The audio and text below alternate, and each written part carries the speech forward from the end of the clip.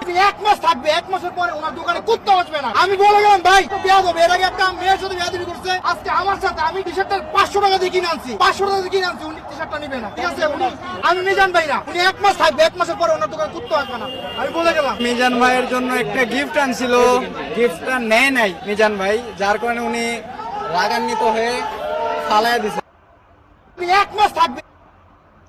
আচ্ছা ঠিক আছে, বুঝলাম যে মিজান ভাই ভালো না।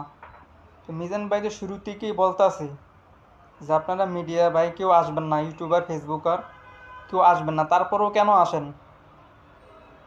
এটা তো আপনাদের দোষ। আর উনি তো শুরু থেকেই বলতাছে যে আমারে কিছু দেওয়ার দরকার নাই, আপনারা অন্য মানুষের দেন।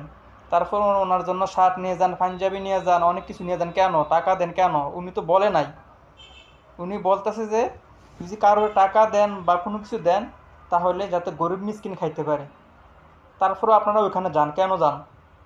আর এত ইউটিউবার থাকলে, এত ফেসবুকার থাকলে তো মাথা তো এমনি নষ্ট হয়।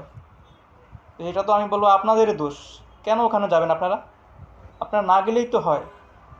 বলেন যে মিজান ভাই খারাপ, মিজান ভাই খারাপ, কি বলবো বলেন? দেখলেন তো সবাই।